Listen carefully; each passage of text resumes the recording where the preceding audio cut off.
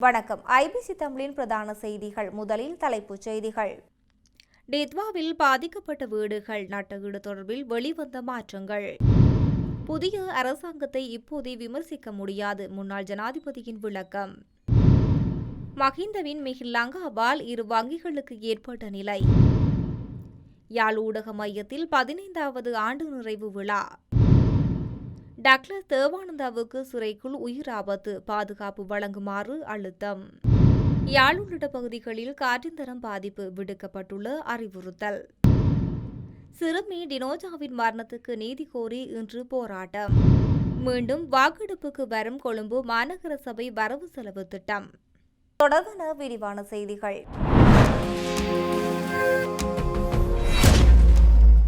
பேரிடரால் பாதிக்கப்பட்ட ஒவ்வொரு வீட்டுக்கும் மதிப்பீடு இல்லாமல் 5 லட்சம் ரூபாய் நிதியுதவி வழங்க அரசாங்கம் முடிவு செய்துள்ளதாக பொதுமக்கள் பாதுகாப்பு அமைச்சர் ஆனந்த விஜயபால தெரிவித்துள்ளார். கோபைகனி பிரதேச செயலகத்தில் நடைபெற்ற பிரஜாசக்தி விழிப்புணர்வு நிகழ்ச்சியில் கலந்து கொண்டு உரையாற்றும் போதே இவ்வாறு குறிப்பிட்டுள்ளார். முறையான மதிப்பீடு தேவையில்லாத குடும்பங்களுக்கு மிக விரைவில் இந்த பணம் விடுக்கப்படும் என்று எதிர்பார்க்கப்படுகின்றது என்று அமைச்சர் குறிப்பிட்டுள்ளார். மேலும் பகுதியளவு சேதமடைந்த 1,20,000க்கும் மேற்பட்ட வீடுகளுக்கு முறையான மதிப்பீடுகளை நடத்த சுமார் 1 வருடம் ஆகலாம் என்பதனால் நிவாரணம் வழங்குவதில் தாமதத்தை தடுக்க இந்த முடிவு எடுக்கப்பட்டுள்ளது. எனினும் 5 லட்சம் இழப்பீட்டை யாராவது பெற்றுக்கொள்ள விருப்பமில்லை என்றால் அவர்கள் முறையான மதிப்பீட்டை கோரலாம். அவர்கள் மதிப்பிடும் சேதத்தின் அளவு பொறுத்து இழப்பீட்டுத் தொகை பல மில்லியன் ரூபாய் அதிகரிக்கலாம் என அவர் குறிப்பிட்டுள்ளார். புதிதாக அமைக்கப்பட்ட அரசாங்கம் சரியா தவறா என விமர்சிக்க சுமார் 3 ஆண்டுகள் எடுக்கும் என முன்னாள் ஜனாதிபதி மைத்ரிபால சிறிசேன தெரிவித்துள்ளார். அரசாங்கம் சரியான பாதையில் செல்கின்றோமா இல்லையா என்பதை இப்போதே சொல்ல முடியாது என அவர் சுட்டிக்காட்டியுள்ளார். தான் ஜனாதிபதியாக இருந்த காலத்தில் ஒரு கணக்காய்வாளர் நாயகத்தை நியமிப்பதாகவும் அதற்கு அதிகபட்சம் 1 மணி நேரம் மட்டுமே எடுத்ததாகவும் அவர் தெரிவித்துள்ளார். பல மாதங்களாக கணக்காய்வாளர் நாயகத்தை நியமிக்க தவறியமை தொடர்பில் ஊடகவியலாளர்கள் எழுப்பிய கேள்விக்கு பதிலளிக்கும் விதமாகவே அவர் இந்த கருத்தை தெரிவித்துள்ளார். மேலும் குறித்து தெரிவித்த ஜனாதிபதி, ஜனநாயக ரீதியாக எவரும் தங்கள் வாக்குகளை பயன்படுத்தலாம். வழக்கமாக புதிதாக அமைக்கப்பட்ட அரசாங்கம் சரியானதா தவறானதா என விமர்சிக்க 3 ஆண்டுகள் எடுக்கும் என தெரிவித்துள்ளார். மஹிந்த ராஜபக்சவின் முதல் ஜனாதிபதி பதவி காலத்தில் நிறுவப்பட்ட மிகில்லாங்கா ஏர்லைன்ஸ் நிறுவனம் மூடப்பட்டு 10 வருடங்கள் கடந்துள்ள நிலையில் நிறுவனத்தின் பாரிய கடன் இன்று வரை பாரிய சுமையாகியுள்ளது. நவம்பர் 7ஆம் தேதி வெளியிடப்பட்ட வரவு செலவு திட்டத்தை தொடர்ந்து வெளியிடப்பட்ட பொருளாதார மற்றும் நிதி நிலைமை குறித்து அறிக்கையில் இது தெரிவிக்கப்பட்டுள்ளது. திரைசேரி வங்கிகளுக்கு வழங்கி பிணை கடன் பதிவேட்டில் கடனுக்காக தரவு சேர்க்கப்பட்டுள்ளது.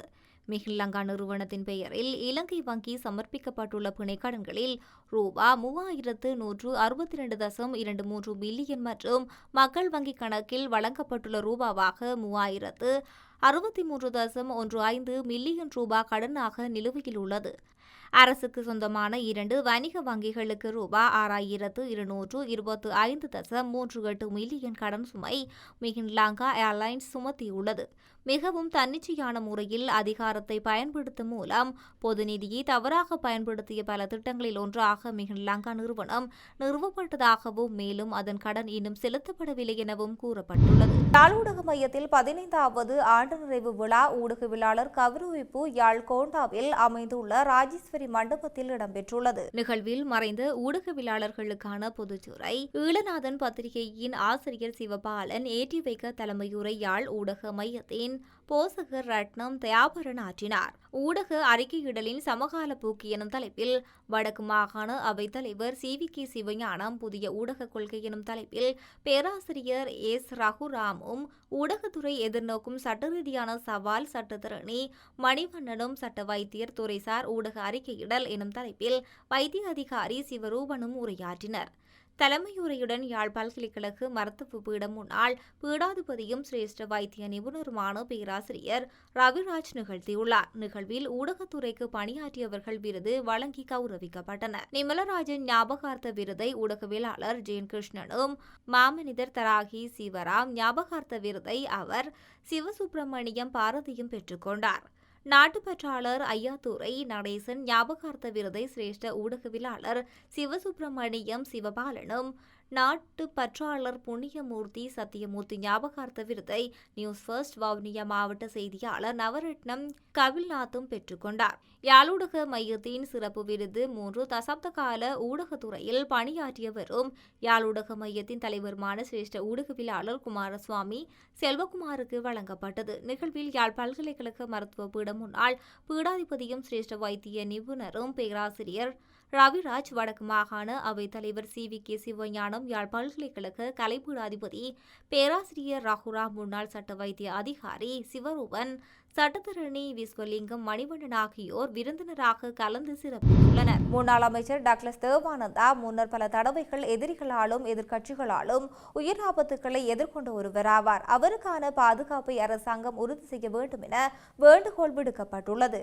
இன்றைய தினம் கொழும்பில் அமைந்துள்ள ஸ்ரீலங்கா சுதந்திர கட்சியின் தலைமையகத்தில் நடைபெற்ற ஊடகவியலாளர் சந்திப்பின் போது முன்னாள் ஆளுநர் ஸ்ரீலங்கா சுதந்திர கட்சியின் சர்வதேச விவகாரங்களுக்கான ஆலோசகரும் அரசியல் குழு உறுப்பினருமான சூரே ராகவன் இவ்வாறு கருத்து தெரிவித்துள்ளார். ஸ்ரீலங்கா சுதந்திர கட்சியின் கூட்டாட்சிகளில் முக்கிய பங்கு வகித்தவர்களில் ஒருவரான முன்னாள் அமைச்சர் டக்ளஸ் தேவானந்தா தற்போது மகர சிறைச்சாலையில் விளக்கமறியலில் வைக்கப்பட்டுள்ளார். ஆனால் அங்கு 1000 கைதிகள் மட்டுமே அனுமதிக்கப்பட வேண்டிய போது 3000க்கு அதிகமான கைதிகள் ஏற்கனவே அனுமதிக்கப்பட்டிருப்பதாக சொல்லப்படுகின்றது. ஆகவே டக்ளஸ் தேவானந்தா முன்னர் பல தடவைகள் எதிரிகளாலும் எதிர்க்கட்சிகளாலும் உயிர் ஆபத்துக்களை எதிர்கொண்ட ஒருவராவார். அவருக்கான பாதுகாப்பை அரசாங்கம் உறுதி செய்ய வேண்டும் என நாங்கள் கேட்டுக்கொள்கின்றோம் என குறிப்பிட்டுள்ளார். இலங்கையில் பல நகர்ப்புறங்களில் கடந்த 24 மணித்தியாலங்களில் காற்றின் தரம் சற்று ஆரோக்கியமற்ற நிலையில் எட்டியுள்ளதாக தேசிய கட்டிட ஆராய்ச்சி நிறுவனம் தெரிவித்துள்ளது. இதன்படி கொழும்பு, கம்பகா, யாழ்ப்பாணம் மற்றும் புத்தளம் உள்ளிட்ட பல மாவட்டங்களில் காற்றின் தரம் உணர்திறன் மிக குழுக்களுக்கு ஆரோக்கியமற்ற மட்டத்தை எட்டியுள்ளது. குறித்த மாவட்டங்களில் காற்றின் தரச்சூட்டன் முறையே 92 மற்றும் 100 பதிவாகியுள்ளது. எதிர்வரும் 24 மணித்தியாலங்களுக்கான முன்னறிவிப்பின்படி நாட்டில் பல்வேறு பகுதிகளில் காற்று தரச்சுடன் 48 முதல் 112 வரை நிலவக்கூடும் என கணிக்கப்பட்டுள்ளது. யாழ்ப்பாணம் மற்றும் புத்தளம் ஆகிய பகுதிகளில் காற்றின் தரம் சற்று ஆரோக்கியமற்ற மட்டத்தில் இருக்கின்றது. அத்துடன் மொன்றாகலை மாவட்டத்தில் காற்றின் தரச்சுடன் மிக குறைவான அளவு 46 பதிவாகியுள்ளது. மேலும் காலை 8 மணி முதல் 10 மணி வரையும், மாலை 3 மணி முதல் 5 மணி வரையும் காற்றின் மாசு அதிகரிக்கும் என எதிர்பார்க்கப்படுகின்றது. காற்றின் தரச்சூட்டன் முக்கியமாக PM 2.5 எனப்படும் நுண்துகள்கள் அளவை வைத்தே கணக்கிடப்படுகின்றது. இவை சுவாசிக்கும் போது நுரையீரல்களுக்குள் ஊடுருவிச் சென்று பல்வேறு சுகாதார பாதிப்புகளை ஏற்படுத்தக்கூடியவை. காற்றின் தரம் குறைந்ததும் பகுதிகளில் வசிக்கும் மக்கள் அவதானத்துடன் இருக்குமாறு அறிவுறுத்தப்பட்டுள்ளனர். சிறுவர்கள், கர்ப்பிணி தாய்மார்கள், முதியவர்கள் மற்றும் சுவாச கோளாறு உள்ளவர்கள் இதுகுறித்து அவதானமாக இருக்குமாறு சுகாதார பிரிவினர் சுட்டிக்காட்டியிருக்கின்றனர். முல்லைத்தீவு மாவட்ட வைத்தியசாலையில் அனுமதிக்கப்பட்ட சிறுமி டினோஜாவின் மரணத்துக்கு நீதி கோரி தற்போது கவனஈர்ப்பு போராட்டம் ஒன்று முன்னெடுக்கப்பட்டு வருகின்றது. முல்லைத்தீவு மாவட்ட மாஞ்சோலை வைத்தியசாலைக்கு முன்பாக இன்று இந்த போராட்டம் முன்னெடுக்கப்பட்டு வருகின்றது. இதன்போது முல்லைத்தீவு மக்களின் கோரிக்கைகள் அடங்கிய கடிதம் ஒன்று ஜனாதிபதி செயலகத்துக்கு, அதன் பிரதிநிதிகள் சுகாதார அமைச்சர், செயலாளர் நாயகம், சுகாதார பணிமனை, வடமாகாண ஆளுநர் அலுவலகம், முல்லைத்தீவு மாவட்ட செயலாளர் அலுவலகம், முல்லைத்தீவு பிராந்திய சுகாதார சேவைகள் பணிமனை ஆகியவற்றுக்கு அனுப்பி வைக்கப்பட்டுள்ளது. அத்துடன் போராட்டத்துக்கு போலீசார் பாதுகாப்பு வழங்கியிருந்தமையும் குறிப்பிடத்தக்கது. கொழும்பு மாநகர சபையில் 2வது வரவு செலவு திட்டம் இந்த மாதம் 31ஆம் தேதி சமர்ப்பிக்கப்படும் என்றும் 22ஆம் தேதி சமர்ப்பிக்கப்பட்ட அதே வரவு செலவு திட்டம் அன்றைய தினம் சமர்ப்பிக்கப்படும் என்று பிரதி மேயர் ஹேமந்த குமார தெரிவித்துள்ளார். மக்கள் சார்ந்த வரவு செலவு திட்டத்தை ஆளும் கட்சி சமர்ப்பித்துள்ளதாகவும், உறுப்பினர்கள் 22ஆம் அதை தோற்கடிக்க முயற்சி செய்தபோது வரவு செலவு ஆவணத்தில் இந்த பிழைகளும் சுட்டிக்காட்டப்படவில்லை என பிரதி மேயர் குறிப்பிட்டுள்ளார்.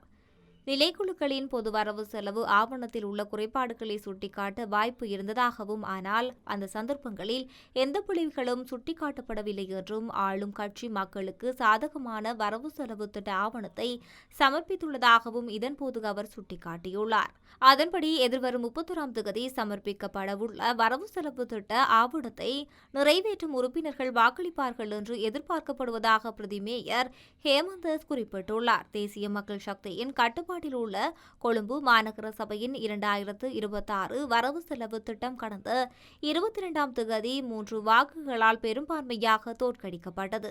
கொழும்பு மாநகர சபையின் வரவு செலவு திட்டத்தை அங்கீகரிப்பதற்காக கடந்த 22ஆம் தேதி பிற்பகல் நடைபெற்ற வாக்கெடுப்பில் வரவு செலவு திட்டத்துக்கு ஆதரவாக 57 வாக்குகளும் எதிராக 60 வாக்குகளும் அளிக்கப்பட்டிருந்தமை குறிப்பிடத்தக்கது. செய்தி நிறைவாக மீண்டும் தலைப்புச் செய்திகள். டித்வாவில் பாதிக்கப்பட்ட வீடுகள் நட்டஈடு தொடர்பில் வெளிவந்த மாற்றங்கள். புதிய அரசாங்கத்தை இப்போதே விமர்சிக்க முடியாது, முன்னாள் ஜனாதிபதியின் விளக்கம். மஹிந்தவின் மிக லங்காவால் 2 வங்கிகளுக்கு ஏற்பட்ட நிலை.